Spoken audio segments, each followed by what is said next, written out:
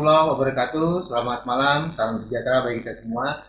Jumpa lagi di talkshow kajian desa bareng Iwan atau KDS Iwan yang tayang setiap Selasa pukul 18.30 waktu Indonesia Barat secara langsung di TV Desa.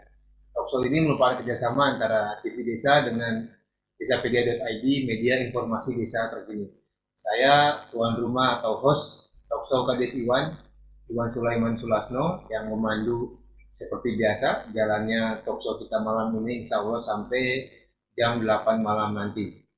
Hari ini Selasa 18 Juli 2023, episode ke-69 atau menjelang 3 tahun talkshow Kadistiwan tayang secara langsung di TV Desa. Kita akan membahas tema yang mungkin baru kali ini sejak talkshow Kadistiwan mengudara di TV Desa. Kita akan melihat bagaimana pengawasan pembinaan dari dalam. Yang jelas tema malam ini teman-teman sudah banyak yang menghubungi saya, katanya cukup provokatif.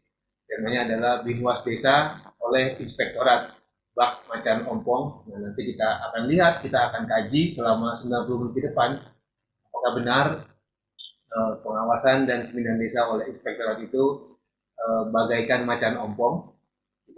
Karena amanat Undang-Undang Desa sesungguhnya sudah begitu jelas, ada dua pasal yang sangat terkait bahwa pemerintahan desa adalah pemerintahan yang berbasis dan dibentuk oleh masyarakat atau self governing community ya.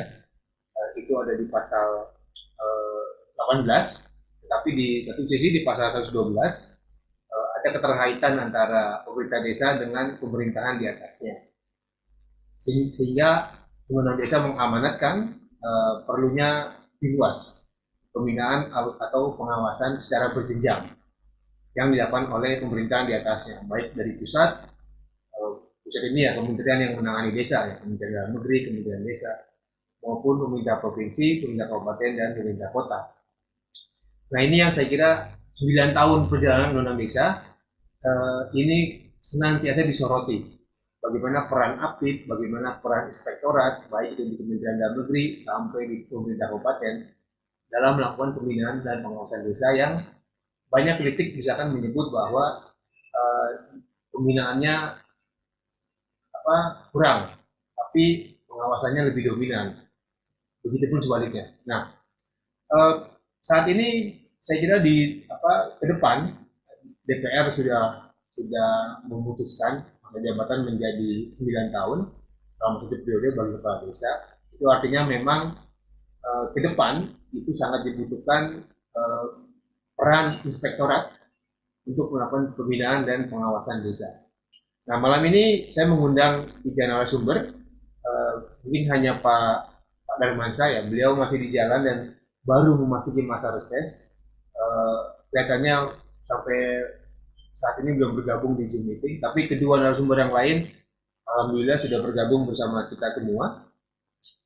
Untuk nanti kita akan mencoba melihat, ada Pak Arsan Latif, beliau adalah Inspektur 4 dari Inspektorat Jenderal Kementerian Dalam Negeri atau Itjen Kemendagri. Pak Arsan sudah hadir di tengah kita di aplikasi Zoom meeting yang kami siapkan. Kemudian ada Pak Muhammad Juwaini Taufik, beliau adalah Sekda, Sekretaris Daerah Pemerintah Kabupaten Lombok Timur. Nanti Pak Arsan baik Pak Jo ini saya kira akan menjelaskan apakah benar stempel atau penamaan bak macan ompong kepada inspektorat itu benar adanya atau apa yang sesungguhnya sudah dilakukan baik oleh inspektorat di Kementerian Dalam Negeri maupun inspektorat di Pemerintah Kabupaten Lombok Timur dalam konteks pembinaan dan pengawasan desa. Nah, ini nanti kita akan gali dari kedua narasumber. Bapak Ibu sekalian, saat ini sudah hadir ya hampir 30-an yang hadir di Zoom meeting dan sudah mulai bergabung kawan-kawan yang menyaksikan kita di saluran channel YouTube TV Desa untuk diskusi kita 90 menit ke depan. Sambil menunggu Pak Darmansyah Hussein, Wakil Ketua Komite 1 DPD RI, kita sangat butuh memang Pak Darmansyah hadir karena saya mendengar langsung waktu penutupan masa sidang DPD RI, beliau sampaikan perlu ada ketegasan untuk mendorong optimalisasi dari peran inspektorat terutama di pemerintah kabupaten dalam melakukan pembinaan pengawasan desa. Ketegasan ini tentu saja dalam bentuk rencana program yang jelas, dalam bentuk dukungan anggaran juga yang jelas agar inspektorat di kabupaten, provinsi dan pusat itu bisa optimal, bisa maksimal dalam melakukan pembinaan pengawasan kepada desa. Nah, atau kita bisa gali juga misalnya ada mantan dirjen otonomi daerah yang mengatakan bahwa perlu dibentuk inspektorat sampai ke tingkat kecamatan. Jadi mungkin nanti Pak Arsan ya maupun Pak Muhammad Iwani Taufik bisa merespon ini.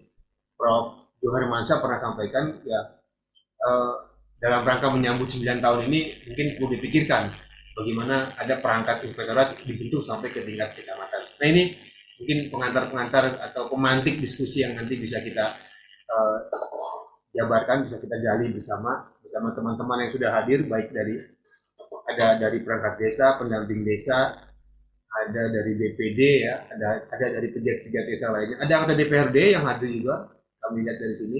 Terima kasih sudah hadir juga dari teman-teman akademisi dari beberapa kampus di daerah, dari Sabang sampai Merauke yang hadir. Kita ke Inspektur 4, Inspektorat Jenderal Kementerian Dalam Negeri, Pak Arsan Latif. Assalamualaikum, selamat malam Pak Arsan. Waalaikumsalam warahmatullahi wabarakatuh. Selamat malam Bang Iwan. Malam Pak Arsan, teman-teman sekalian, Pak Sekda. Ya, terima kasih sudah hadir di Kades Iwan dan terima kasih sudah menunda kepulangannya ya. Masih tetap di kantor sepertinya. Kalau untuk Pak Iwan, ya apapun kita alokasikan waktu. Ya Pak Arsan. Baik. Ya, baik. Ya, langsung saja Pak Arsan. Bagaimana paparannya? Baik. Assalamualaikum warahmatullahi wabarakatuh. Yang terhormat Bang Iwan, selaku tuan rumah, Pak Sekda, Lombok Timur ya? Lombok Timur, Pak. Oke. Harusnya kita pernah ketemu Pak Sekda, saya pernah main-main ke sana. Bang Aswan, teman-teman serta sekalian, alhamdulillah, syukurillah, malam ini kita bisa hadir untuk menghadiri undangan Bang Iwan dalam forum diskusi yang menurut kami ini sangat strategis. Ya, strategis. Apalagi dengan judul Bak Macan Ompong ya, Bang Iwan ya. Mungkin lebih bijak judulnya yang tadi optimalisasi inspektorat daerah dalam pengawasan keuangan desa. Mungkin lebih tepatnya mungkin seperti itu. Tapi kalau judul biasa-biasa saja, nggak menarik bagi kita. Baik, saya sudah share sebenarnya bahannya, barangkali Pak Kuku, bentar, saya minta staf saya ya.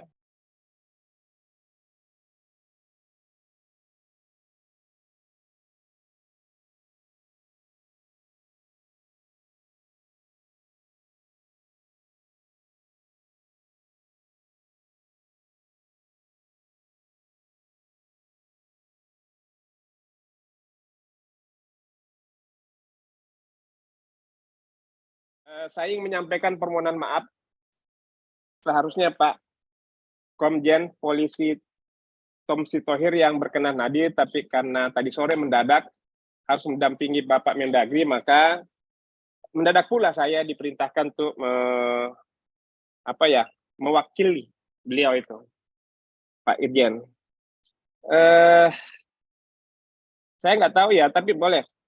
Sebelum lanjut, ada pesan Pak Presiden yang ingin saya sampaikan sebenarnya. Ya, Pak Presiden Jokowi pernah menyampaikan bahwa desa itu selalu berada dalam pikiran dan hati saya. Nah, itu dia. Bukan karena saya berasal dari desa, bukan itu saja. Tetapi menurut saya, membangun desa artinya membangun Indonesia. Itu arahan dan Pak Presiden Pak Jokowi yang memang harus selalu kita kenang dalam hati kita. Yang kedua, ada komitmen pemerintah. Slide selanjutnya.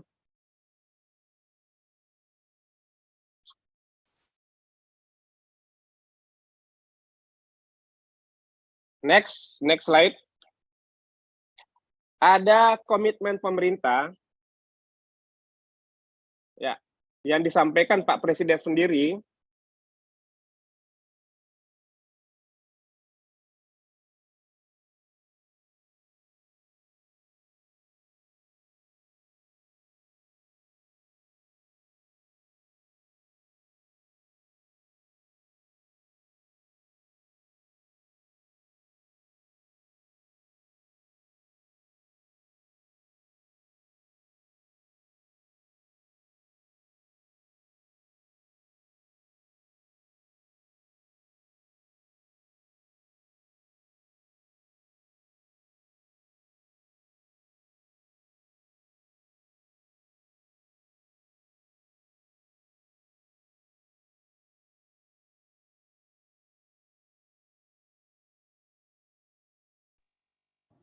ada komitmen pemerintah yang disampaikan juga oleh Pak Presiden beberapa waktu yang lalu bahwa pembangunan tidak lagi terpusat di perkotaan, melainkan harus dilakukan menyebar di seluruh pelosok Indonesia atau desentralisasi. Ya, dan difokuskan kepada angka 3 dari 9 arahan Pak Presiden itu adalah membangun Indonesia dari pinggiran dengan memperkuat daerah-daerah dan desa dalam kerangka negara kesatuan. Saya kira ini dua arahan Pak Presiden ini yang harusnya memang menjadi perhatian kita, bahwa mengelola desa, ya, mengelola pemerintahan desa adalah menjadi fokus utama. Next, saya ingin menyampaikan beberapa ketentuan, ya, saya kira ini sudah cukup banyak, minimal paling tidak ada 5 peraturan perundang-undangan yang terkait dengan desa. Artinya apa? Ini pemerintah Indonesia ini tidak main-main dengan desa. Ada 2 undang-undang, ada 2 PP, ada beberapa Permendagri. Salah satunya Permendagri yang kami memfokuskan di sini adalah Permendagri nomor 73 tahun 2020 tentang pengelolaan keuangan desa, khususnya di pasal 4 ayat 1 dan ayat 2. Sekaligus ingin mengkonfirmasi apa yang disampaikan Bang Iwan. Yang pertama di pasal 4 itu ayat 1-nya adalah Bupati Wali Kota melakukan pengawasan pengelolaan keuangan desa di wilayah daerah kabupaten kota. Artinya ini perintah yang sudah secara eksplisit diperintahkan kepada kepala daerah. Yang kedua, pelaksanaan tugas tersebut itu dilaksanakan oleh APIP kabupaten dan camat. Nah, jadi kita sudah bisa memastikan bahwa desa sudah ada 2 yang mengawal, ada APIP daerah dan APIP camat. Ya. Seharusnya, kita bicara seharusnya insya Allah ke depan tidak ada lagi atau diminimalisir persoalan-persoalan yang mungkin terjadi di wilayah, di area pengelolaan keuangan desa. Kenapa? Karena Permendagri sudah menempatkan dua pihak APIP sendiri maupun pihak camat. Dengan demikian, harapannya pula bahwa dengan adanya Siskeudes itu juga diharapkan tidak ada lagi terjadi masalah-masalah hukum, termasuk masalah kerugian daerah dan masalah hukum. Karena saya perlu sampaikan sama Bang Iwan, Inspektorat Daerah atau APIP lebih mengedepankan fungsi pembinaan. Nah, saya setuju tadi itu, kok fungsi pembinaannya tidak ada gitu. Nah, kita merubah mindset sekarang, tidak lagi seperti watchdog, tetapi adalah memberikan quality assurance. Mengawal, lebih dikedepankan pembinaannya, sehingga mengawal penyelenggaraan pemerintahan desa ini, sehingga tidak keluar dari ketentuan peraturan perundang-undangan. Memang perlu diakui bahwa proses ini tentunya tidak semudah yang kita harapkan. Karena memang pemerintahan desa, dia tidaklah seperti dengan perangkat daerah. Perangkat daerah memang dikawani oleh pejabat-pejabat yang mumpuni, artinya memiliki latar belakang keilmuan, memiliki kemampuan baik kemampuan teori maupun pragmatis, sehingga memang secara langsung itu mampu untuk melaksanakan ketentuan peraturan perundang-undangan. Nah, desa ini ya yang dibentuk dengan Undang-Undang tentang Desa 2014 ya baru berjalan 10 tahun atau 11 tahun kira-kira. Dan ini pengelolaan keuangannya ini kita lagi berbenah-benah. Recording in progress. Oleh karena itu tidak salah juga kalau masih banyak atau masih terdapat beberapa kesalahan-kesalahan. Karena ini yang kita bina adalah bukan ASN tetapi perangkat desa yang memang keinginan yang kuat untuk membantu pemerintah desa. Next. Saya tidak terlalu masuk ke wilayah pengelolaan keuangan desa karena saya kira kita semua sudah memahami ya secara umum kaitannya dengan pengelolaan keuangan desa. Saya ingin next slide masuk ke APBD. Next. Ya ini next slide APBD desa, APBD kembali. Oke. Seperti misalnya next slide APBD anggaran pendapatan dan belanja desa. Oke.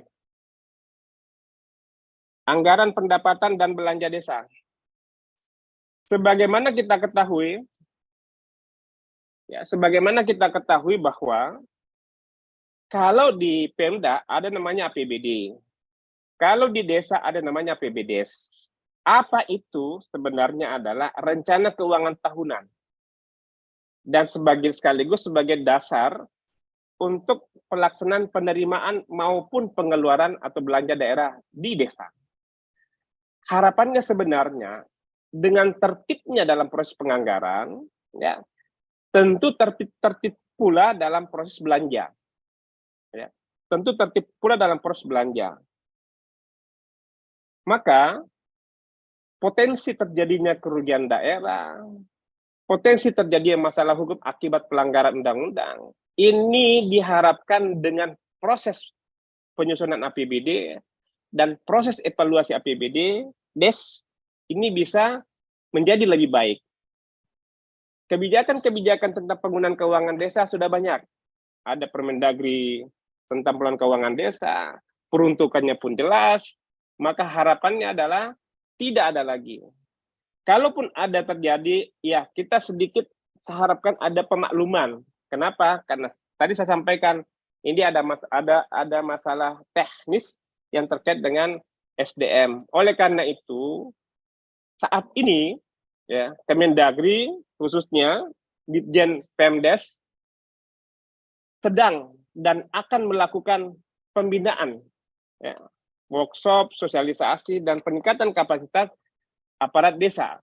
Tujuannya agar pengelolaan keuangan desa, pengelolaan pemerintahan desa bisa berjalan seperti desa-desa lainnya di luar negeri. Ya, harapan kita ya dengan kegiatan-kegiatan yang sedang dilaksanakan ini sudah ada kita lakukan juga di Banjarmasin, di Lampung. Maka harapan kita itu bisa diminimalisir kesalahan-kesalahan dan harapan kita pula adalah pengelolaan pemerintahan desa bisa berjalan dengan baik. Next.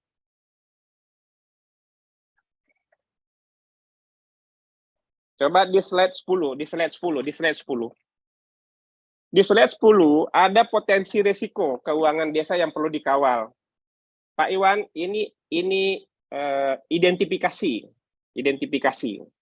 Saya ingin menyampaikan inilah identifikasi atau potensi-potensi risiko keuangan desa yang perlu kita kawal.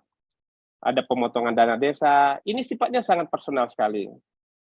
Kemudian dana disalurkan sebelum termenuhi persyaratan, ini masalah administratif. Oleh karena itu, memang kita, APIP maksudnya APIP daerah, termasuk APIP Inspektorat Jenderal, Inspektorat Provinsi maupun Inspektorat Kabupaten, senantiasa berusaha untuk mengoptimalkan, saya ulangi, untuk mengoptimalkan teman-teman kita yang ada di daerah termasuk camat. Ya, teman-teman kita yang termasuk camat. Paling tidak kita menyamakan persepsi dulu. Ya, persepsi bagaimana pengelolaan keuangan desa itu. Sehingga harapannya seperti harapan Pak Presiden, jangan terlalu berbelit-belit administrasinya. Ya. Yang penting tepat sasaran, administrasinya coba dimudahkan. Next. Kemudian ada, ini saya kira saya lanjut saja. Coba next berikutnya, itu ada atensi Binwas Camat ke desa. Nah, saya mau masuk nih ke Pak Camatnya. Desa agar melakukan inovasi mengatasi masalah pembangunan. Nah, ini dia Pak. Next slide. Desa, ini atensi Binwas bagi camat ini kepada desa. Desa agar melakukan inovasi mengatasi masalah pembangunan, stunting, kemiskinan, ekstrim, pengangguran terbuka, urbanisasi. Ada hal yang utama yang semua ada di desa. Ya. Kalau di kota ada kelurahan, masalah stunting Pak, masalah kemiskinan. Saat ini, ya, saya mau informasikan saja kepada teman-teman, semua PJ, kepala daerah, yang telah masa jabatannya 3 bulan,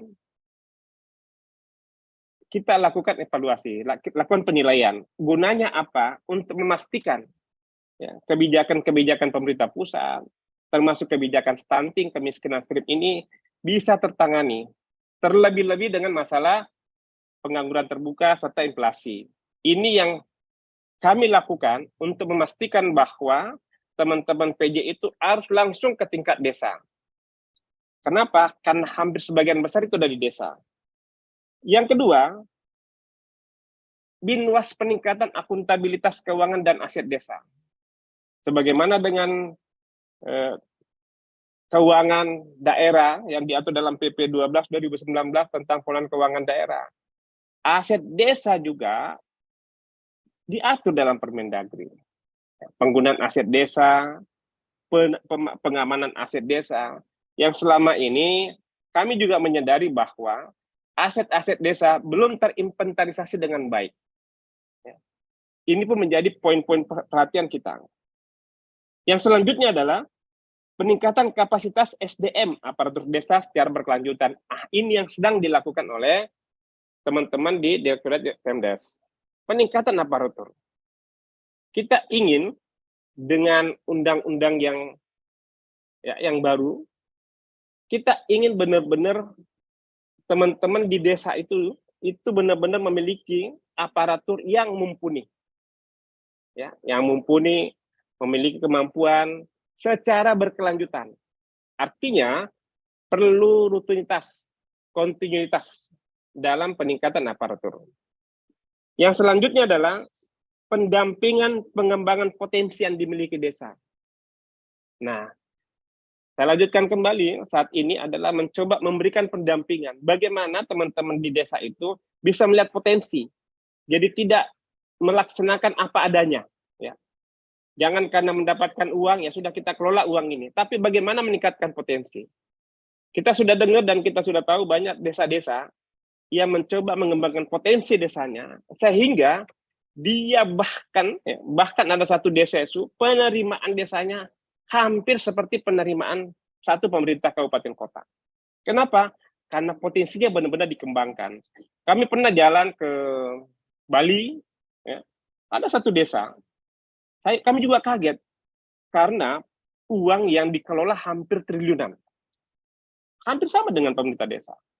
Oleh karena itu, perlu dilakukan pengawasan keuangan desa dan dengan orientasi pencegahan. Karena desa sudah mengelola dengan uang yang cukup besar, maka tentunya kita perlu melakukan pengawasan sehingga tidak lagi terjadi hal-hal yang tidak diinginkan. Next.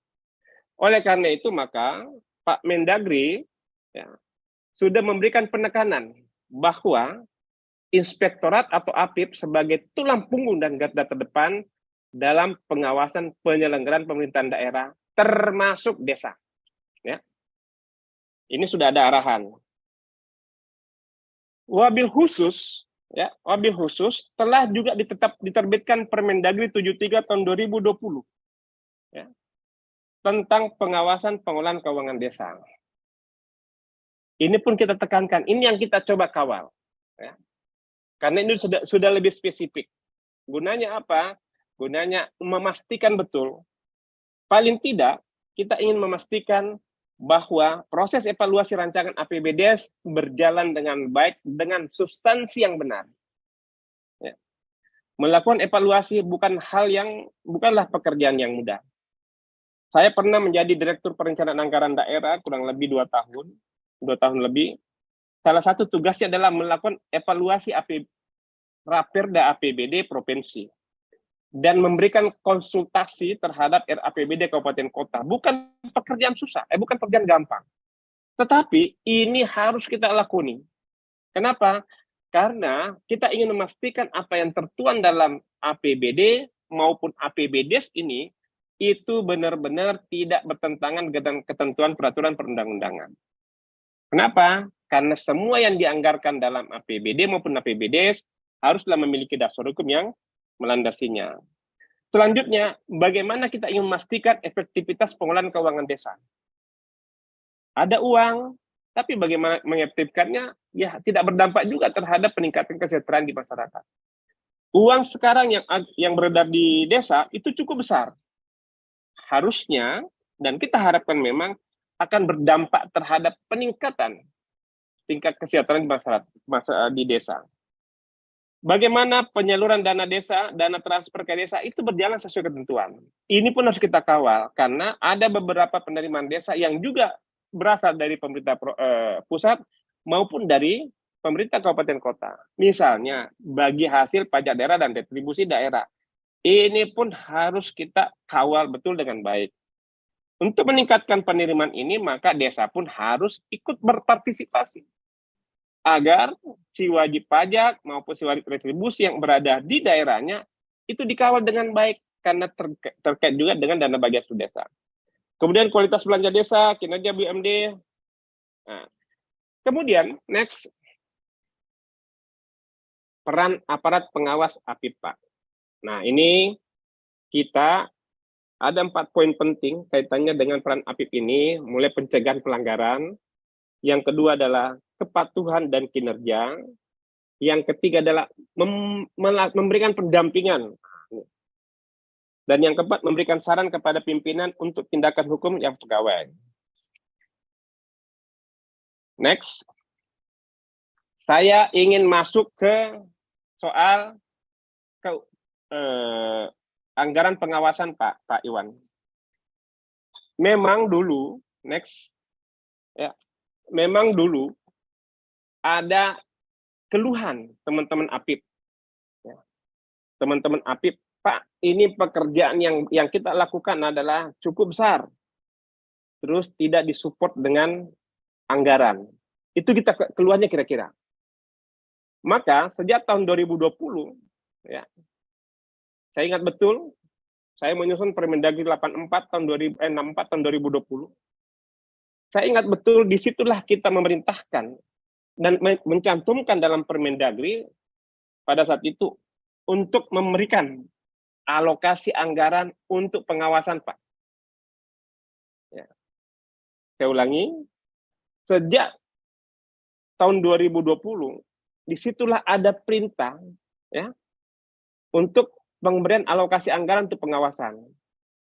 Itu adalah permintaan dari teman-teman KPK ke Pak Presiden, terus disposisinya diturut kita tindak lanjuti. Maka disitulah pengawasan. Dan ini kami kawal betul, Pak. Ya, kami kawal betul. Tidak boleh ada satu daerah yang tidak mengalokasikan anggaran. Seperti ini. Karena ini adalah kewajiban peraturan perundang-undangan. Salah satu kewajiban kepala daerah adalah melaksanakan ketentuan peraturan perundang-undangan.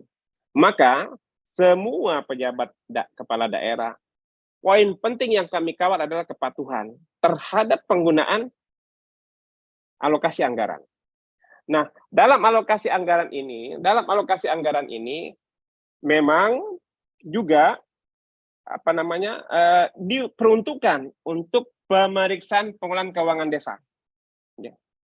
Jadi sebenarnya dalam aturan-aturan ini kita sudah memberikan penekanan bahwa APIP itu sudah diberikan alokasi anggaran yang tugasnya adalah untuk melaksanakan pemeriksaan pengelolaan keuangan desa. Next, selain Permendagri ini, kita pun menyampaikan surat edaran. Ya. Surat edaran ini tanggal 9 Desember ini untuk mengingatkan kembali, Pak, teman-teman kepala daerah bahwa alokasi tersebut itu tidak termasuk gaji.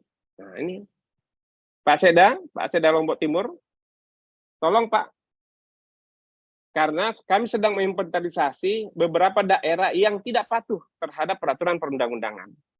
Saya akan tunjukkan nanti pasal-pasal yang memberikan sanksi terhadap ketidakpatuhan peraturan perundang-undangan, termasuk alokasi anggaran ini.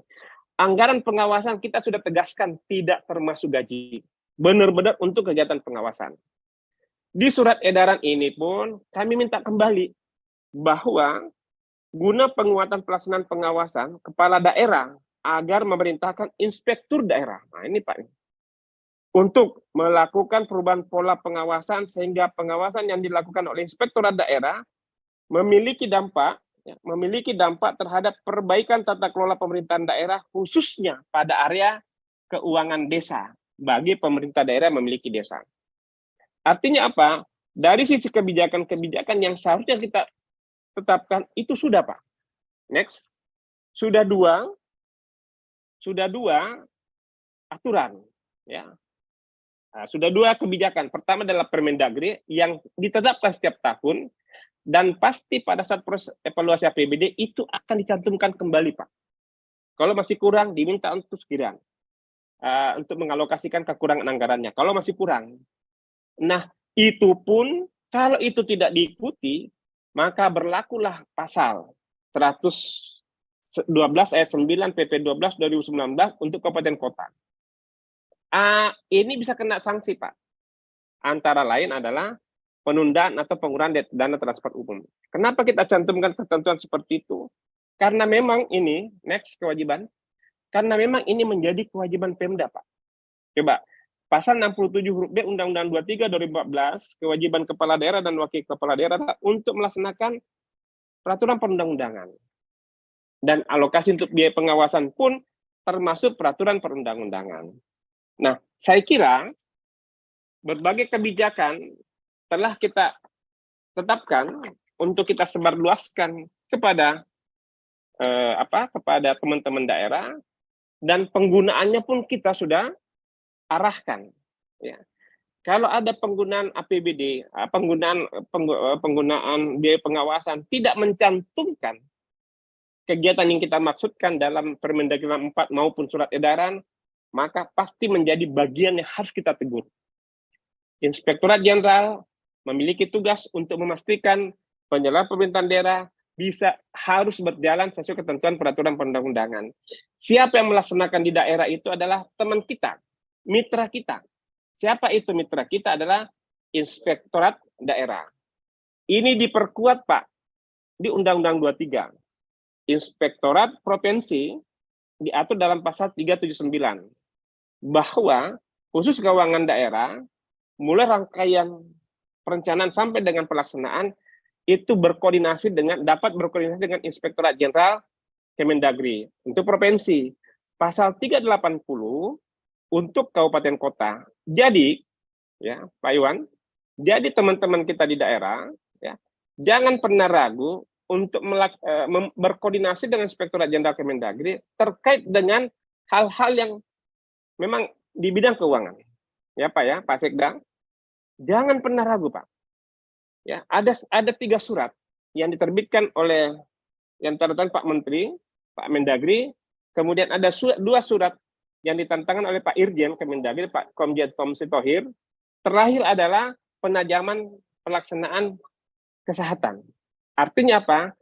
Tidak boleh, ya, ada pelayanan dasar termasuk kesehatan yang terbengkalai hanya karena ketidakyakinan lah, ya, teman-teman APIP. Oleh karena itu APIP harus memberikan keyakinan yang memadai kepada teman-teman OPD termasuk camat, Pemdes untuk bisa melaksanakan fungsi pengawasannya. Saya kira itu sebagai bahan untuk diskusi, Pak Iwan.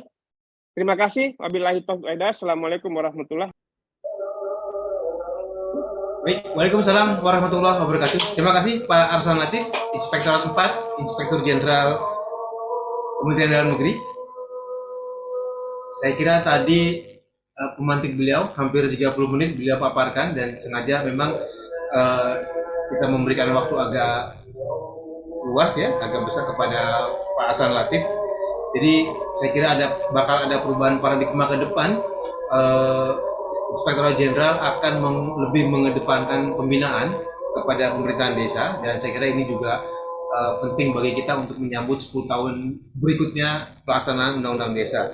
Jadi buat teman-teman di daerah yang hadir di sini, pegiat desa, sehingga tidak perlu ragu, tadi Pak Hasan tidak perlu ragu untuk berkoordinasi dengan inspektorat di daerah, dengan APIP, terkait misalnya salah satunya soal pengelolaan keuangan desa, yang itu menjadi poin penting yang tadi disampaikan oleh Pak Hasan. Ada sekitar 13 tadi kalau nggak salah, 13 potensi resiko ya, soal penyelewengan dana desa. Nah, yang nomor satu ini menarik adalah soal pemotongan dana desa oleh oknum di pemerintah kabupaten atau di pemerintah kecamatan. Nah, ini mungkin nanti bisa direspon nih sama Pak Sekda Kabupaten Lombok Timur. Tapi memang sepertinya begitu ada cukup berat memang tugas kecamatan ini. Atensinya yang tadi Pak Hasan sampaikan ya, soal bagaimana mendorong inovasi, memperkuat SDM aparatur pemerintah desa, termasuk juga mendorong akuntabilitas di pemerintah desa. Ini yang menjadi 5 dari beberapa atensi Binwas camat kepada desa. Nah, soal anggaran saya kira tadi sudah terkonfirmasi bahwa sejak 2020 ada anggaran untuk alokasi anggaran untuk melakukan pengawasan. Jadi saya kira tidak ada alasan lagi bagi inspektorat di daerah terutama untuk lebih mengoptimalkan pembinaan dan pengawasan kepada desa. Terima kasih Pak Arsan. Nanti kita tunggu respon kawan-kawan yang hadir di sini. Saya ke Pak Sekda, Sekretaris Daerah Pemerintah Kabupaten Lombok Timur. Assalamualaikum Pak Juwaini. Waalaikumsalam warahmatullahi wabarakatuh. Selamat malam Bang Iwan. Terima kasih Pak Juwaini sudah hadir di TV Desa. Ya, tadi sudah disinggung oleh Pak Arsan dari Kementerian Dalam Negeri. Bagaimana paparan Pak Juwaini? Silakan Pak. Terima kasih Bang Iwan. Yang terhormat senior saya Pak Arsan Latif, narasumber lainnya, ada juga para partisipan baik dari pendamping desa, kepala desa dan perangkat desa. Izinkan saya Sekretaris Daerah Kabupaten Lombok Timur melanjutkan sebenarnya, mengkonkretkan apa yang disampaikan oleh Bung Arsan Latif, Pak Inspektur 4, tentang pelaksanaan dari Permendagri 73, khususnya pasal 4, di mana kepala daerah, bupati sebagai pembina dan pengawas mendelegasikan secara atributif kewenangan itu kepada APIP, Inspektorat Daerah, dalam rangka Binwas. Kami tidak menyinggung camat, karena tema kita malam hari ini kan Inspektorat Macan Ompong gitu. Ya, saya tidak membagi slide, tetapi saya ingin menggambarkan saja bagaimana Lombok Timur pelaksanaan pengawasan desanya, di mana Lombok Timur adalah salah satu kabupaten di Nusa Tenggara Barat. 26% penduduk NTB itu di Lombok Timur, sehingga pilkadanya itu Lombok Timur menjadi daerah penentu di NTB. Desanya juga paling banyak, ada 239 desa. Kalau porsi dana desa setiap tahun, di tahun 2023 ini, dana desanya 278 miliar, ADD-nya 126 miliar, saya jumlahkan sekitar 402 miliar, atau setara dengan 15% dari APBD Lombok Timur. Itulah jumlah APBDes yang ada di Lombok Timur. Menariknya, apa yang dikatakan oleh Bung Arsan memang benar.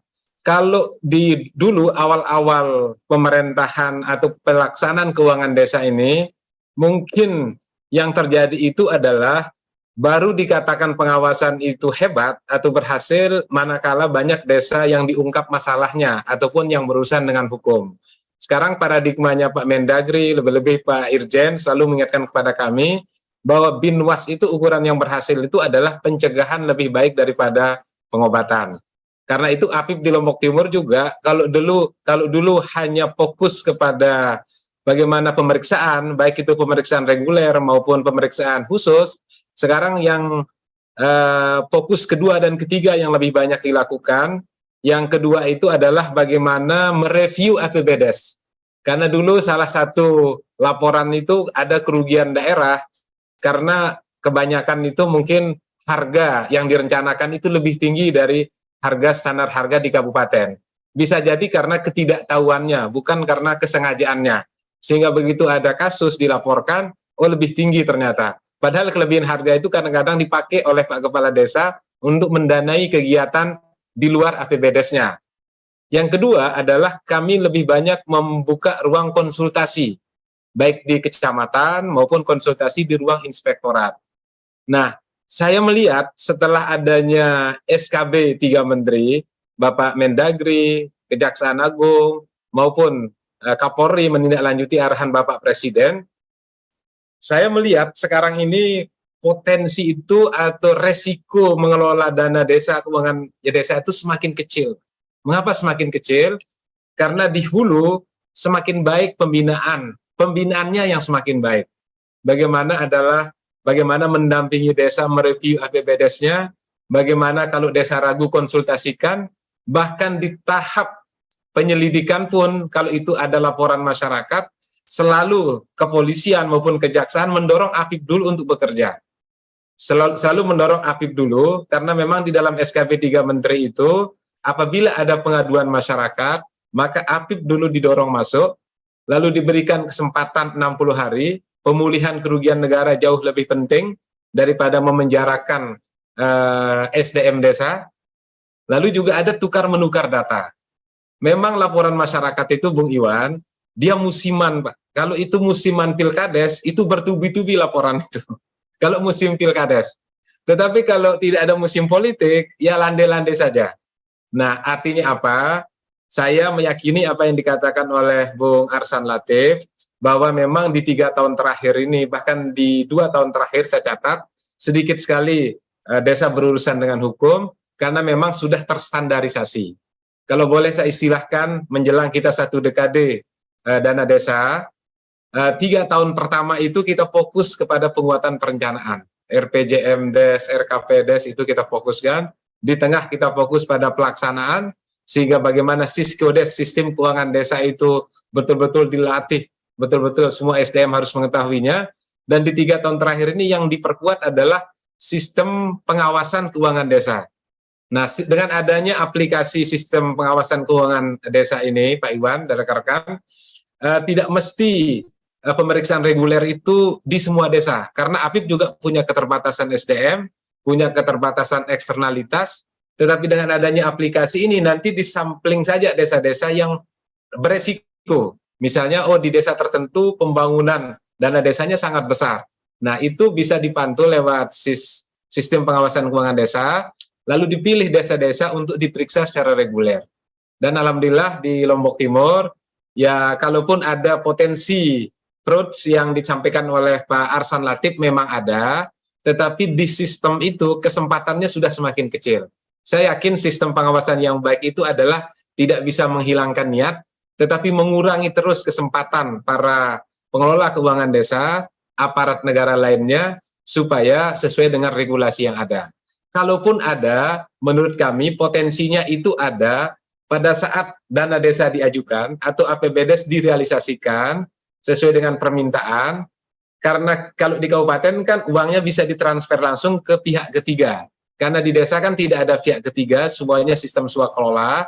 Nah, jeda antara pengambilan duit dari bank sebelum disampaikan apakah itu siltap, apakah itu BLT, apakah itu untuk pembangunan desa, ada jeda beberapa hari uang itu dipegang oleh bendahara desa.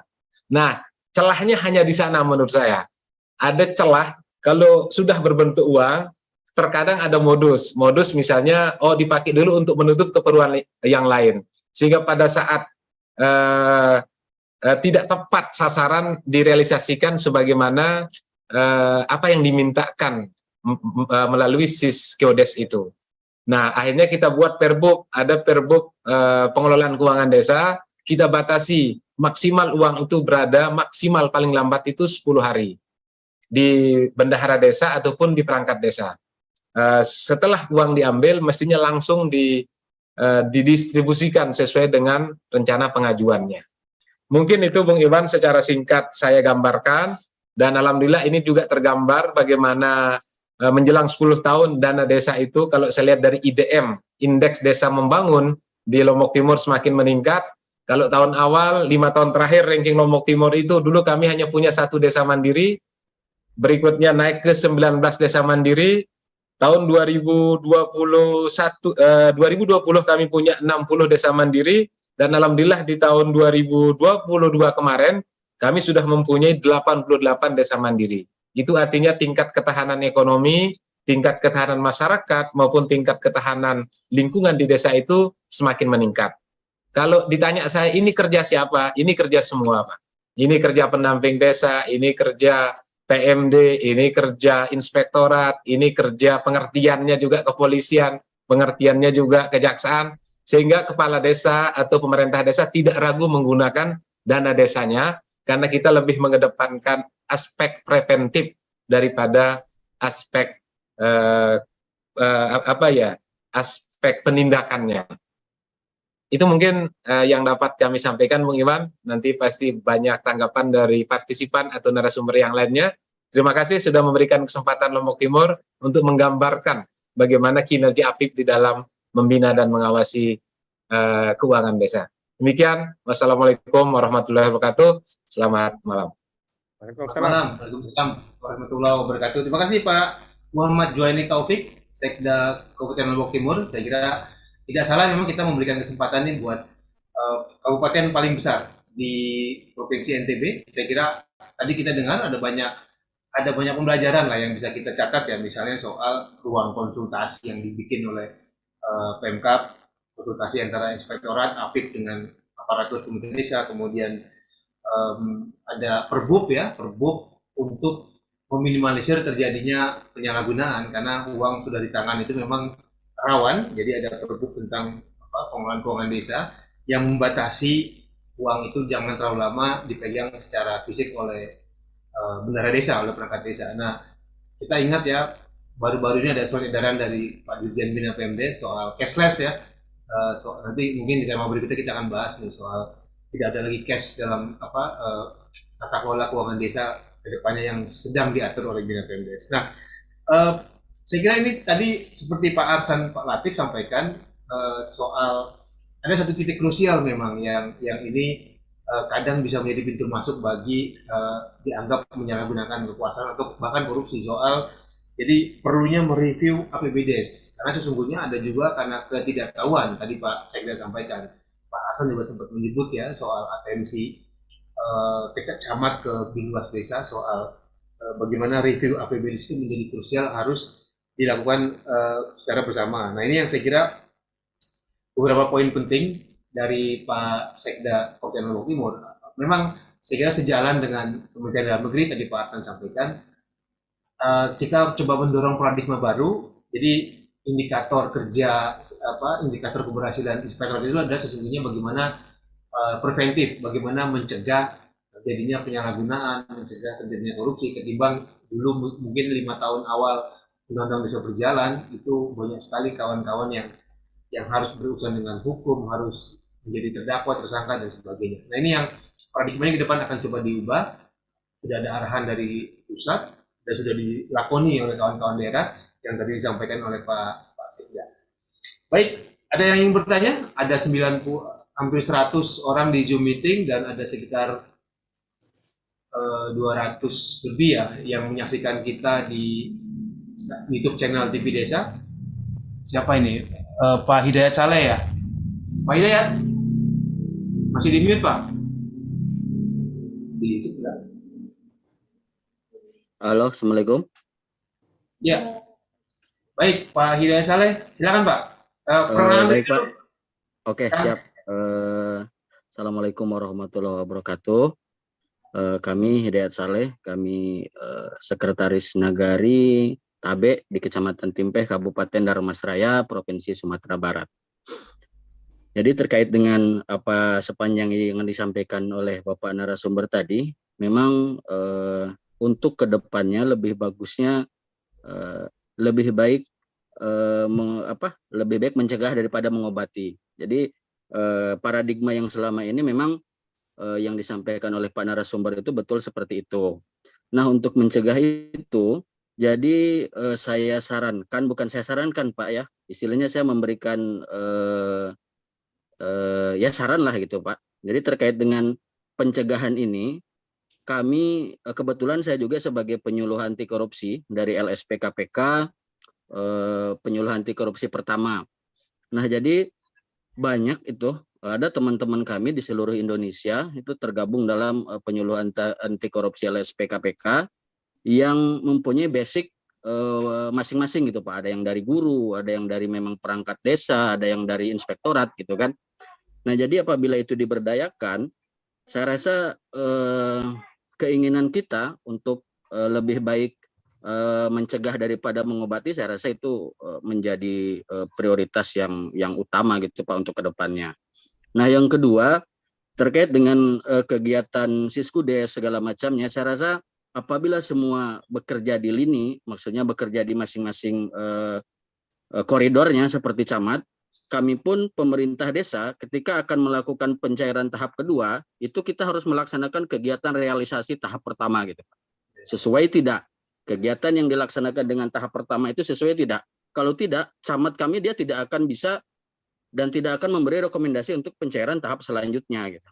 Jadi saya rasa untuk saat sekarang berbuat curang segala macamnya memang oknum pasti ada gitu Pak. Cuman lebih kecil lah sekarang untuk istilahnya untuk melakukan itu gitu Pak. Mungkin itu saja Pak dari kami akhiri. Assalamualaikum warahmatullahi wabarakatuh. Waalaikumsalam warahmatullahi wabarakatuh. Baik Bang Hidayat dari Mas Raya.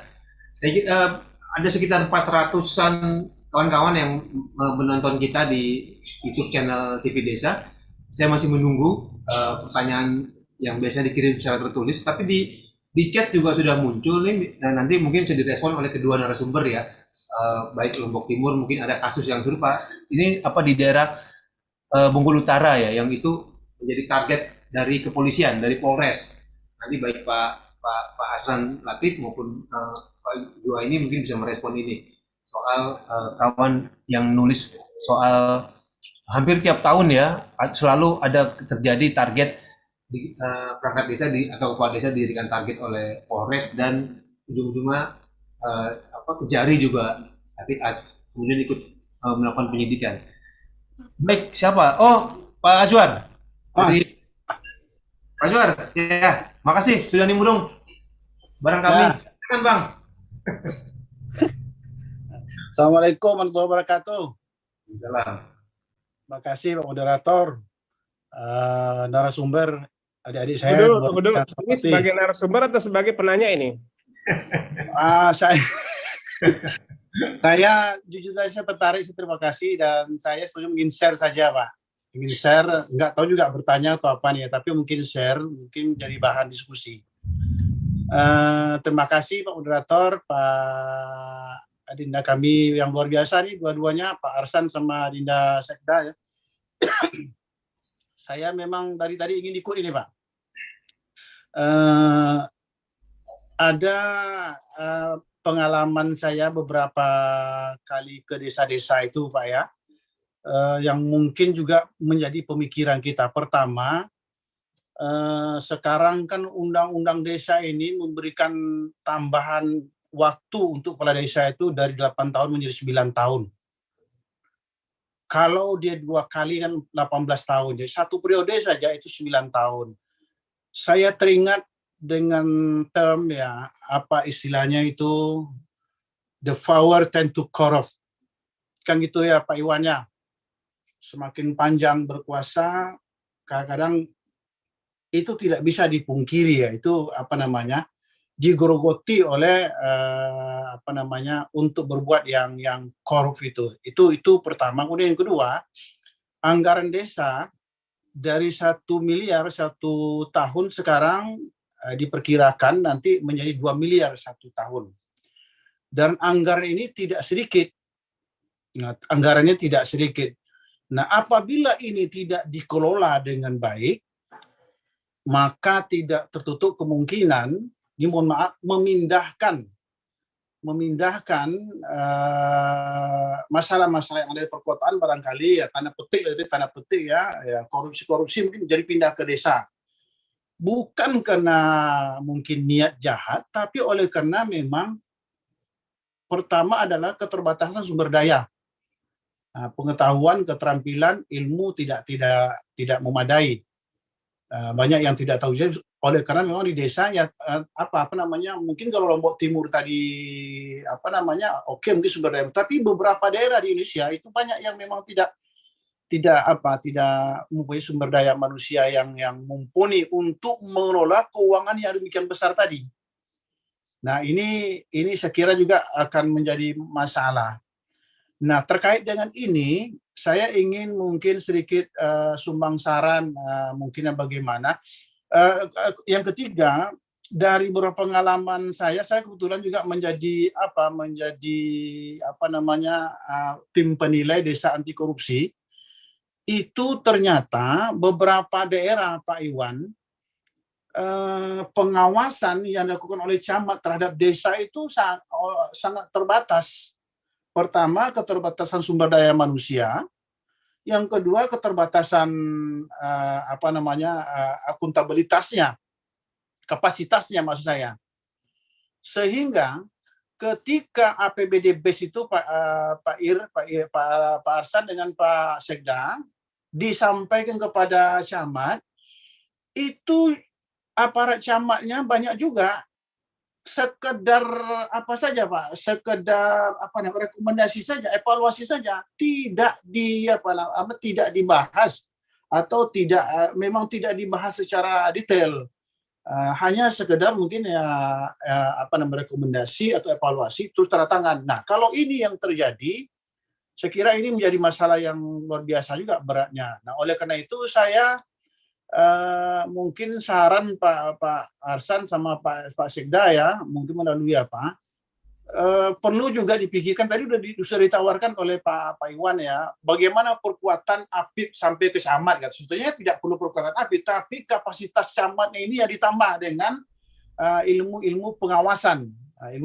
Kalaupun tidak camatnya, barangkali bagaimana sumber daya manusia yang ada di kecamatan itu mumpuni untuk melakukan pembinaan dan pengawasan terhadap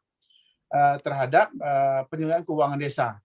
Jadi memang benar ya, siswa scout desa sudah ada, tetapi untuk mulai dari proses perencanaannya, yang agak krusial itu adalah proses evaluasi di kecamatan. Banyak pihak camat ya kadang-kadang kalau orang Melayu menyebutnya sambil orang Melayu menyebut sambil lewat saja gitu Pak. Sekedar apa saja gitu tantangan. Nah, kalau ini yang terjadi, saya khawatir Pak, dengan anggaran banyak, kapasitas dari pemerintahan desa yang terbatas, maka akan banyak sekali aparat pemerintahan desa kita yang terjerumus, mungkin oleh karena ketidaktahuannya, kekurang keterampilannya, kurangnya sumber daya manusia segala macam. Nah, ini barangkali perlu dipikirkan. Nah, saya sarankan ada peningkatan kapasitas camat khusus untuk pengawasan keuangan desa ini. Baik. Sekitar itu Pak yang dapat saya sampaikan. Terima kasih. Wassalamualaikum warahmatullahi wabarakatuh. Selamat tahun baru. Waalaikumsalam warahmatullahi wabarakatuh. Terima kasih Pak Azwan. Ini salah satu pejabat senior di Inspektorat Jenderal Kementerian Dalam Negeri. Saya kira beliau sudah kerap kali turun ke lapangan dan melihat langsung. Artinya camat juga perlu diperkuat nih kapasitas soal pengawasannya.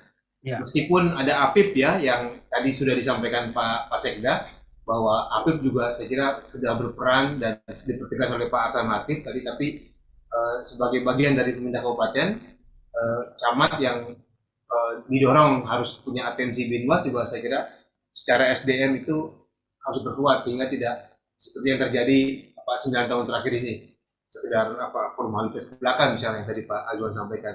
Masih ada satu penanya ya? Masih ada apa nih? Dari provinsi mana Mbak Yulina ya? Assalamualaikum warahmatullahi wabarakatuh. Selamat malam Pak Iwan. Mbak Yulina, apa kabar? Pak Arsan, Bapak Ibu sekalian, izin Bapak Yulina dari Bangka Belitung Inspektorat. Judulnya sangat greget juga ya. Apip disebut macan ompong gitu Pak Ridwan ya.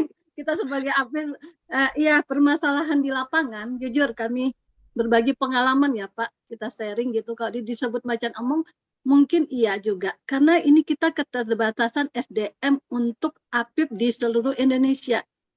Kadang-kadang di jumlah suatu kabupaten itu Apip hanya 8, yang diawasi sangat banyak, baik itu tugas mandatori, apalagi di kabupaten kota tambah tugas desa lagi. Ini menjadi bumerang juga. Terus keterbatasan untuk dari segi kompetensi, tingkat profesional Apip dalam melakukan pengawasan itu masih lemah. Memang kita ada, sekarang baru ada Siskwasdes, tapi di Siskwasdes sendiri saya melihat bahwa ketika desa belum menggunakan, karena saya kemarin punya data, beberapa data itu baru berapa kabupaten se-Indonesia yang baru 46% kurang lebih kabupaten se-Indonesia yang baru menggunakan Siskwasdes. Sementara yang Apip harus melakukan pengawasan lewat aplikasi, berbagai aplikasi, ini jadi kendala juga ketika desa juga belum melakukan. Nah, permasalahan juga di desa terkait BUMDes. Ini masalah yang banyak yang terjadi, Bapak. Ini menjadi persoalan kita bersama terkait bagaimana Apip sebagai disebut macan ompong. Kemudian struktur Apip. Ketika provinsi atau kabupaten kota itu lemah, betul. Karena independensi Apip ini harus ditegakkan. Karena ketika Apip akhirnya pengawasan untuk Apip sendiri pada kantor sendiri lemah, tidak ada pengawasan inspektorat secara berjenjang, itu juga menjadi bumerang dalam melakukan pengawasan untuk ke desa atau ke perangkat daerah yang lain. Demikian Pak yang dapat saya sampaikan. Terima kasih untuk sharing-sharingnya. Wassalamualaikum warahmatullahi wabarakatuh. Terima kasih Bu Yulina. Alih-alih melakukan pengawasan terhadap desa, tadi Bu Yulina sampaikan belum lagi BUMDes yang sesungguhnya itu butuh pengawasan ekstra, karena kan setiap tahun ada penyertaan modal dari dana desa untuk BUMDes. Nah, sejauh mana kinerja BUMDes, sejauh mana outcome BUMDes ini kan juga tadi Bu Yulina sampaikan akan menjadi bagian dari kerja-kerja Apip ke depan ya. Nah, Siskudes juga yang menjadi concern, menjadi instrumen penting untuk melakukan pembinaan pengawasan juga ya kita harus akui masih banyak kendala, belum semua desa. Nanti mungkin biasanya Pak Thomas nih pendamping nih yang bicara soal Siskudes di forum ini biasanya. Baik, masih ada? Saya lihat masih ada satu penanya sepertinya.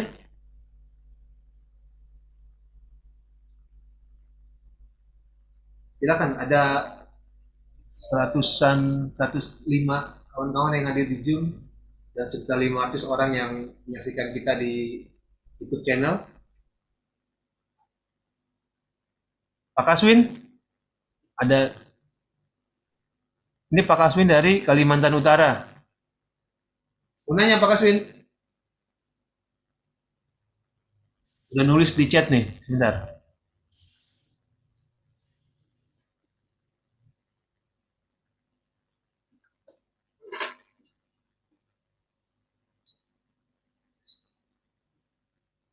Siapa? Dari Aceh ya? Dari Aceh ya? Oh, Pak Ngadimun. Nih, Pak Ngadimun, apa kabar?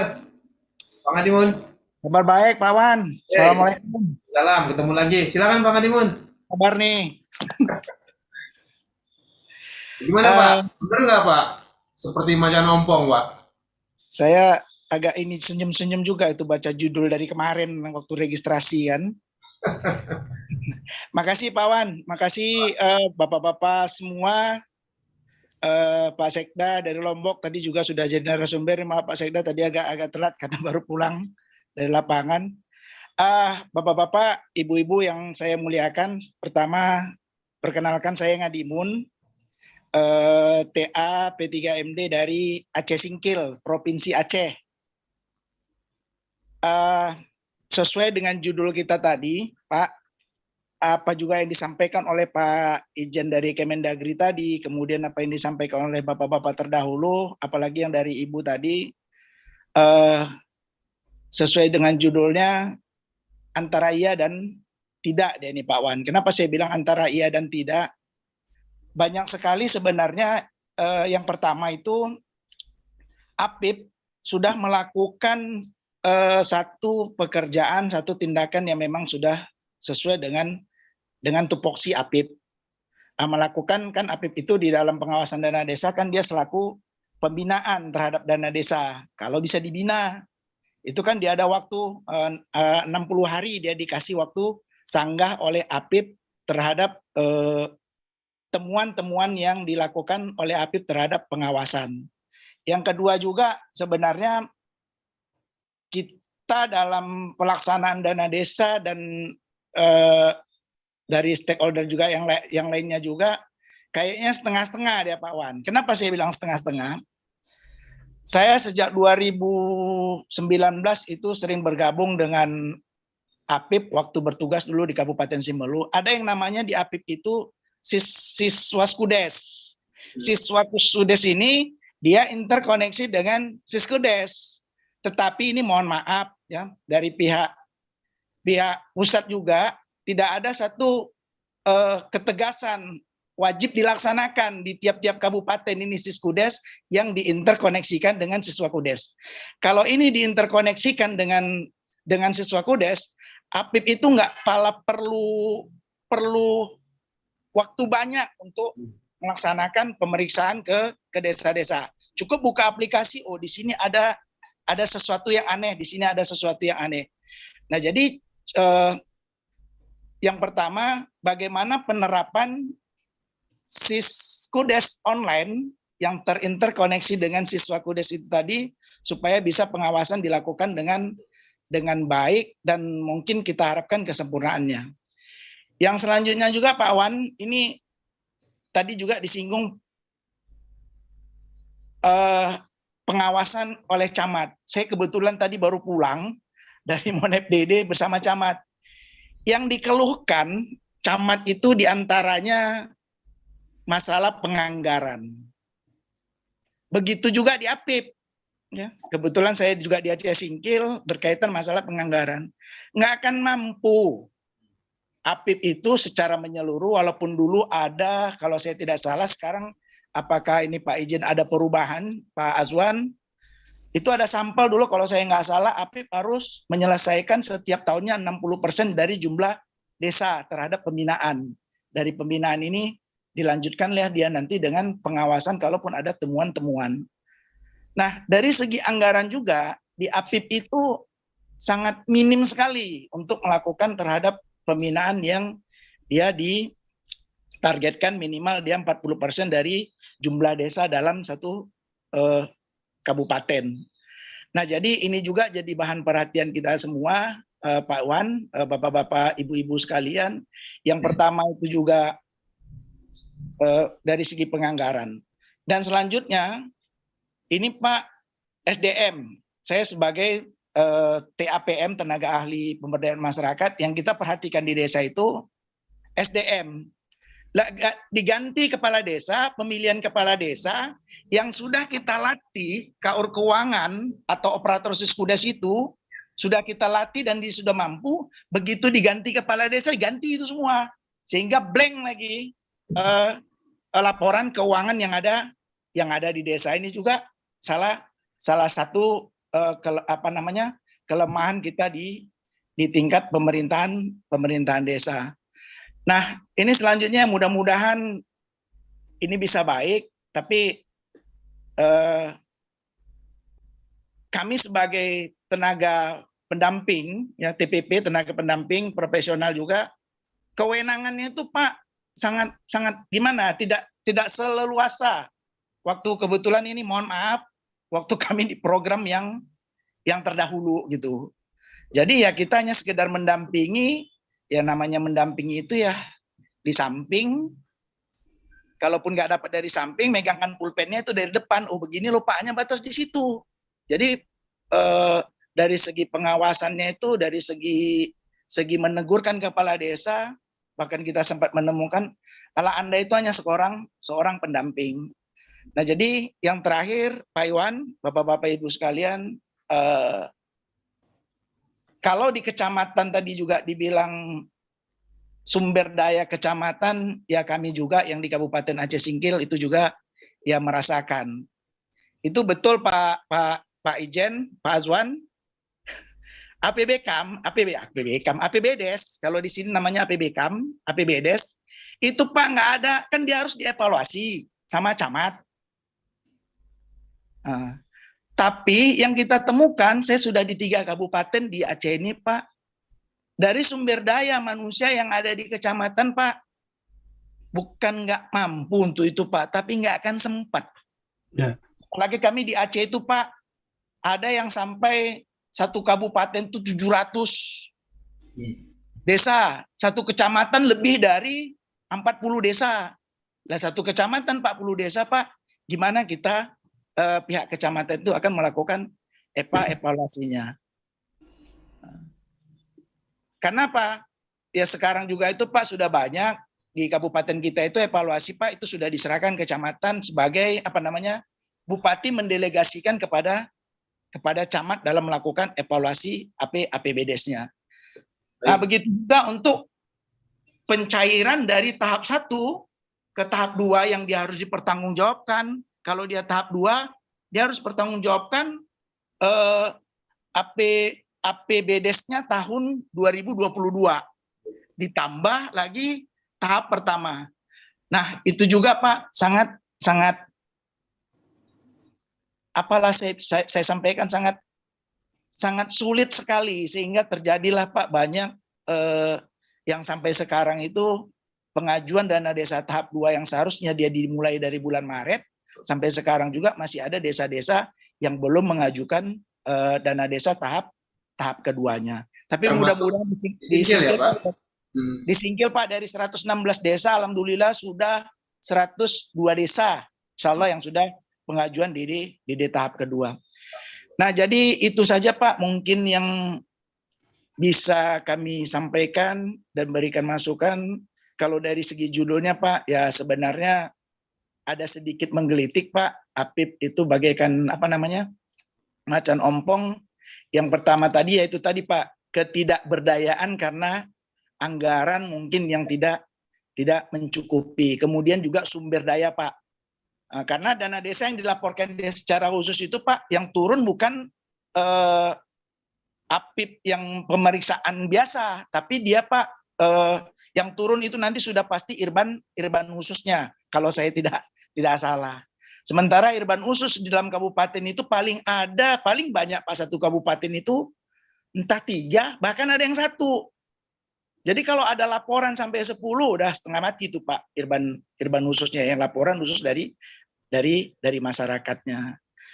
Nah, selanjutnya juga ini ke Pak Irjen Kemendagri Pak, ya sebagai masukan juga, dia kan Pak, dia sistemnya pembinaan yang setahu saya. Jadi desa itu Pak, kita lagi advokasi ini Pak kepada desa, meminta kepada bupati, tolong dong periksa desa kami. Tolong dong periksa desa kami. Karena gini Pak, kalau desa itu sudah merasa diperiksa, tidak ada temuan di desa, dia agak anteng. Walaupun nanti ada temuan yang dilakukan oleh LSM, kemudian LSM nanti lapor kepada aparat penegak hukum, ini nanti dia lain ceritanya. Saya rasa itu saja Pak pengalaman kami selama mendampingi desa di Kabupaten Aceh Singkil, Provinsi Aceh. Lebih kurangnya kami mohon maaf Pak. Mungkin ada bahasa atau tutur kata yang tidak pada tempatnya. Wallahul muwaffiq ila aqwamit thoriq. Wassalamualaikum warahmatullahi wabarakatuh. Waalaikumsalam warahmatullahi wabarakatuh. Terima kasih Pak Ngadiman, tenaga pendamping di Kabupaten Aceh Singkil. Sama-sama Pak. Saya kira banyak sekali poinnya. Tadi saya kira saya sudah menyebut sebelumnya, memang Suskudes adalah instrumen penting untuk melakukan bukan cuma pembinaan tapi juga pengawasan kepada desa, selain memang turun langsung ke lapangan ya, seperti yang tadi disampaikan Pak Sekda ya, soal ruang konsultasi, soal ada peraturan bupati untuk membatasi uang-uang itu secara fisik. Oke, saya kira cukup ya yang penanya ya. Saya masih nunggu dari 500 orang yang hadir belum ada, tapi chatnya sudah penuh sekali, sudah banyak obrolan-obrolan chat yang Bapak Ibu juga kita bersama bisa baca. Nanti ini akan kita tulis ulang lah nanti di desapd.id dan TV Desa News soal chat-chat ini. Saya kira ini sangat menarik karena tema malam ini penting sekali. Artinya memang kawan-kawan desa, pegiat desa, pemerintah desa itu juga mulai terbuka untuk diberikan pembinaan dan pengawasan secara optimal. Baik, 10 menit terakhir ini saya kira kedua narasumber bisa menanggapi sekaligus closing statement. Saya ke Pak Sekda dulu deh, ke Pak Sekda Lombok Timur, Pak Juwaini Taufik, untuk memberikan responnya terhadap semua penanya. Baru nanti terakhir ke Pak Arsan Latif memberikan komentar sekaligus closing statement. Silakan Pak Sekda. Terima kasih Bang Iwan. Di samping apa yang disampaikan secara langsung oleh penanggap, saya juga sekilas memperhatikan chat, Pak. Saya berterima kasih, berarti semua partisipan ini memang memahami desa. Karena kalau saya analisis, semua tanggapan ini kalau kita pertanyaan melingkar, memang kena semua, Pak. Jadi kalau boleh saya katakan, berangsur-angsur internal desa membaik, eksternal desa juga membaik. Itu kata kunci menurut saya, Pak. Siapa eksternal desa? Ya pemerintah kecamatan, pemerintah kabupaten, termasuk kejaksaan, termasuk kepolisian, APH juga sudah semakin membaik. Saya pikir entry point-nya ada pada SKB 3 Menteri, sehingga pada saat banyak laporan, APIP lebih dulu masuk, lalu ada tukar-menukar data APIP dan APH, lalu restoratif justice, pengembalian kerugian negara itu jauh lebih penting daripada menghukum orang desa, yang mungkin karena ketidaktahuannya, ketidaksengajaannya, atau ada maksud baik lainnya. Tetapi ada waktu 60 hari, sehingga itulah yang kami kedepankan, sebagaimana arahan Bapak Presiden dan Pak Mendagri. Itu yang kami kerjakan di Lombok Timur, Pak. Yang kedua, kami jujur, kami ingin membagi cerita sukses Desa Kumbang.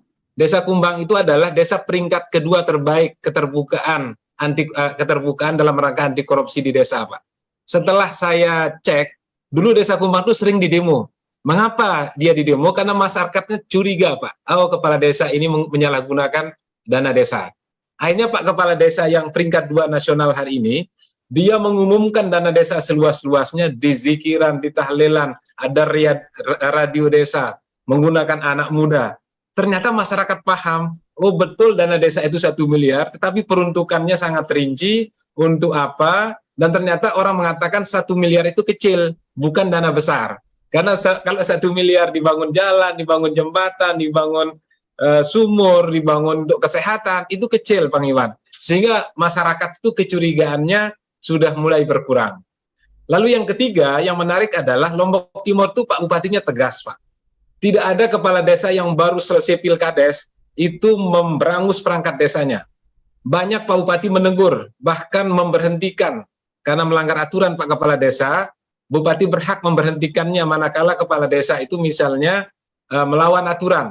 Atau Bupati tegas mengembalikan keputusan TUN apabila ada perangkat desa yang diberhentikan, lalu digugat di TUN, Pak Bupati kami tegas. Itulah titik poin, entry point, sehingga SDM desa itu meningkat.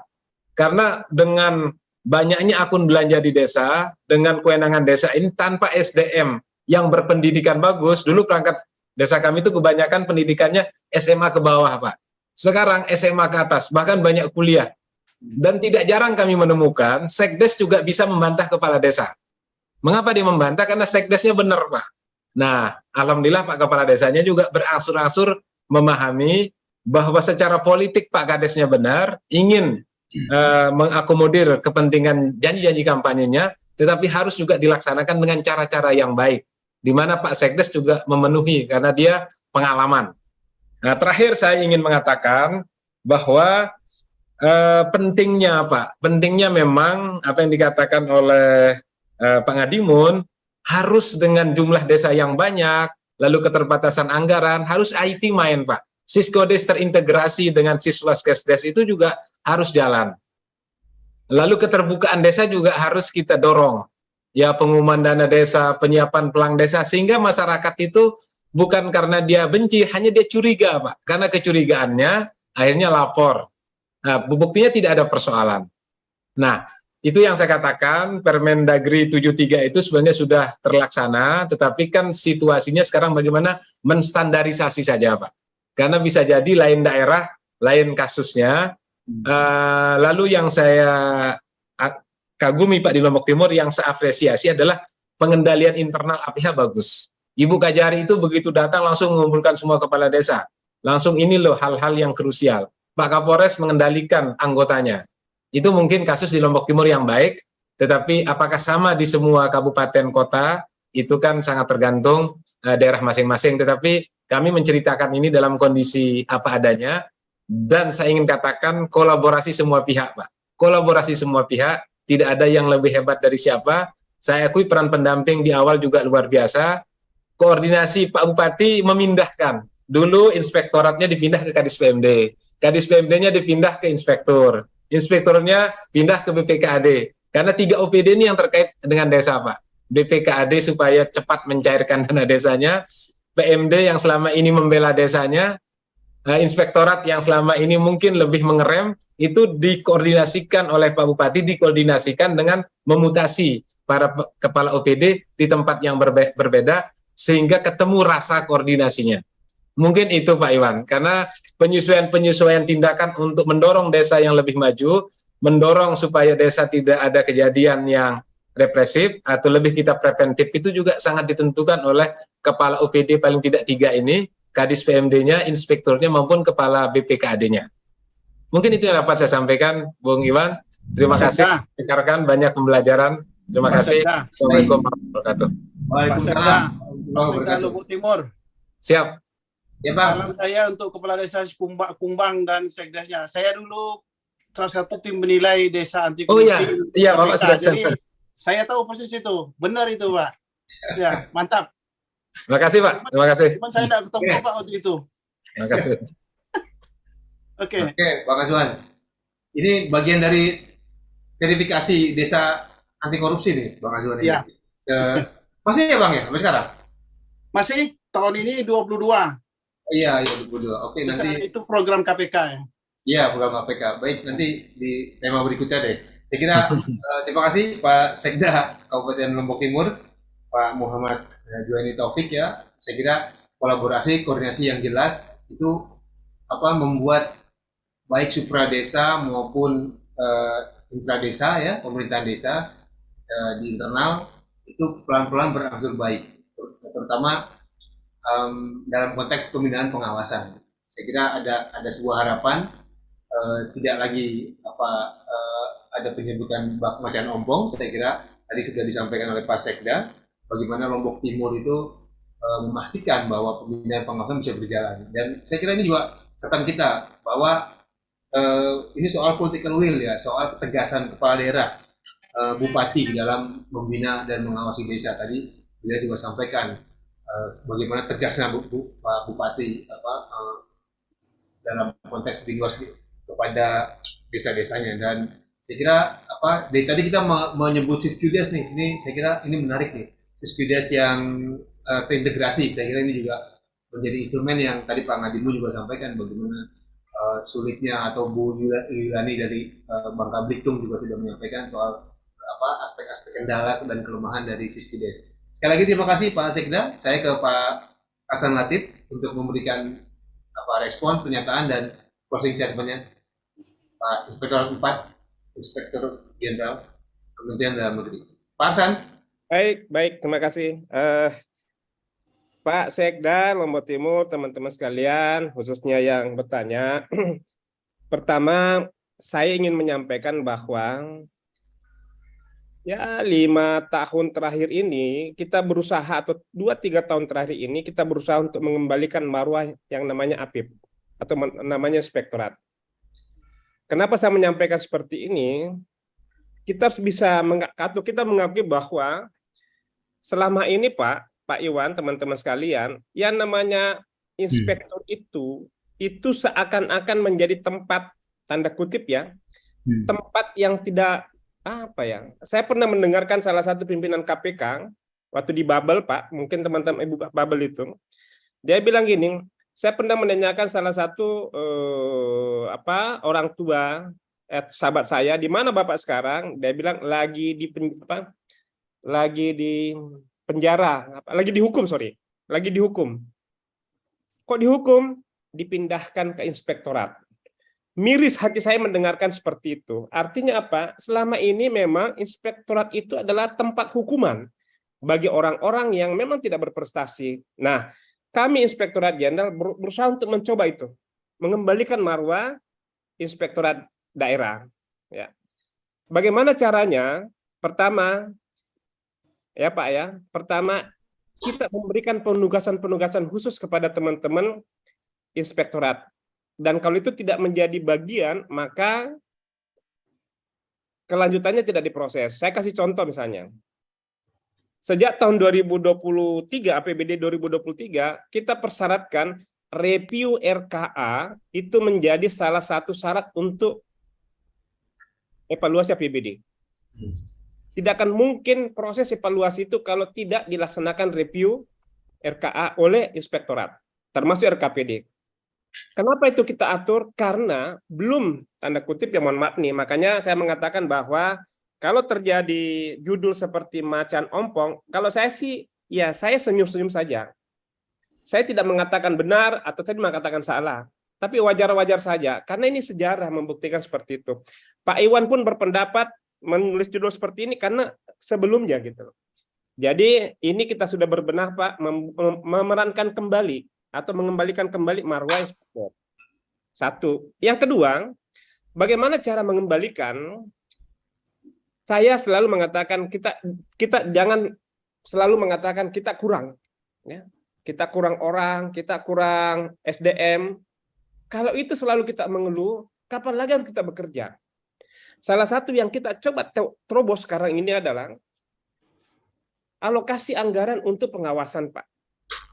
Saya kira tidak ada satu SKPD di daerah yang ada pengaturan khusus terhadap alokasi anggaran. Tidak ada. Artinya apa? Secara perlahan kita kembalikan lagi marwahnya inspektorat daerah, kemudian kita kembalikan lagi berikan alokasi anggaran. Jadi kalau teman-teman mengatakan bahwa alokasi anggaran di inspektorat kurang, saya kira tidak tepat juga. Kenapa? Kami yang mengawal. Kalau itu tidak dipatuhi, Pak, kami akan tegas. Kenapa? Inilah bukti Inspektorat Jenderal untuk mengawal itu. Oleh kembali, kalau misalnya ada daerah yang masih kurang, silahkan bersurat ke Ijen Kemendagri. Kami akan kawal, Pak. Kami akan tegur. Dan kami akan perintahkan untuk pemenuhan alokasinya. Jadi, kalau sumber dayanya kurang, ya. Oleh karena itu sekarang kami bersyukur, Pak. Ya, kami bersyukur. Saya beberapa teman-teman saya melihat begitu ada upaya untuk mengembalikan marwah Itjen, inspektorat daerah, maka banyak berbondong-bondong, Pak. Saya tanya, Anda ke sana itu kenapa? Kami pingin menjadi pengawal pemerintah daerah. Kami pingin menjadi pengaman pemerintah daerah. Sebagai cerita, Pak, saya pernah menyampaikan kepada salah satu komponen lah, bahwa memang inspektur itu bagi teman-teman OPD maupun komponen adalah tempat yang paling dibenci. Kenapa? Karena di saat teman-teman itu nyaman dengan apa yang dilakukan, kami datang selaku inspektur, bos, salah itu. Mereka tidak nyaman. Kenapa? Karena sudah dalam comfort zone. Tetapi saya bilang, ini pun tempat penuh pahala. Kenapa? Kami menyelamatkan teman-teman. Oleh karena itu, kita semua inspektur jangan lagi berpikir seperti yang dulu, watchdog nungguin kesalahan. Yang dikedepankan adalah pembinaan. Saya setuju tadi, bahkan saya teman-teman APIP saya mengatakan, tidak ada temuan, yes, itulah yang terbaik. Bahkan saya berani mengatakan bahwa tugas APIP tidak menemukan kerugian daerah. Kalau ada APIP menemukan kerugian daerah, berarti itulah kesalahannya dia. Kita adalah menghindari agar kerugian daerah tidak terjadi. Oleh karena itu, khusus untuk APBD desa, saya kira ini input bagus. Camat ini, Pak, mohon maaf ini informasi yang bagus buat kami. Apa iya seorang camat memiliki kemampuan cukup untuk melakukan review, evaluasi terhadap APBDes? Ini menjadi bagian penting untuk bagi kami diskusi di tingkat pusat. Pak, kalau saya mau tentukan, saya mau sampaikan, Pak, evaluasi APBD itu paling tidak menyesuaikan dengan peraturan perundang-undangan, ketentuan lebih tinggi, dan semua yang memiliki dasar hukum. Saya kira enggak, apalagi kalau desanya cukup besar. Dan terima kasih teman-teman informasinya, tetapi saya ingin mengatakan bahwa dalam Binwas Keuangan Desa, saya sampai saat ini belum menemukan sampling, Pak. Kita ini tidak seperti BPK. Kita ini, APIP ini menjaga agar pelaksanaan penyelenggaraan pemerintahan desa itu berjalan sesuai ketentuan peraturan perundang-undangan. Sampling itu, Pak, untuk mencari kesalahan. Jadi, mari kita merubah mindset, Pak. Pemeriksaan dana desa itu bukan inspektur khusus. Jadi, saya kira Pak Iwan, kesempatan ini saya mengatakan bahwa APIP ini jangan datang karena ada laporan. Tapi ini adalah bagian yang harus dikerjakan. Ya, di Permendagri 84 maupun di surat edaran Pak Mendagri, itu bukan menunggu laporan, Pak. Tapi melaksanakan agar tidak terjadi masalah. Yang kedua, yang terakhir, Pak. Saya kira MOU yang ditandatangani Pak Mendagri, ya, Pak Kapolri dan Pak Jaksa Agung, kebetulan kami yang menyusunnya, kami yang mengkomunikasikan. Ya, bahkan sampai terakhir di acara di Bogor, Pak Jaksa Agung, Pak Kapolri mengatakan jangan main-main ya. Jangan main-main dengan dana desa, khususnya dana desa. Jangan main-main. Kenapa? Itu saya katakan tadi, perangkat desa ini tidak seperti perangkat OPD. Oleh karena itu pembinaannya kita dikedepankan. Dan apapun yang terjadi dengan masalah pemerintah daerah termasuk desa, yang dikedepankan adalah inspektoratnya, APIP-nya. Jadi tolong teman-teman daerah, ya, bersiaplah untuk melaksanakan tugas yang sebenarnya. Apa tugas sebenarnya? Adalah pembinaan. Pengawasan itu nyusul. Pembinaan. Begitu ada masalah, selesaikan. Masalah, selesaikan. Terus terang, kami berdebat habis, Pak. Pada saat menyusun kata-kata diserahkan ke APIP. Kami berdebat habis, Pak. Walaupun itu sudah jelas tadi Undang-Undang 23, tapi kan pihak-pihak mereka mengatakan, kami punya aturan loh.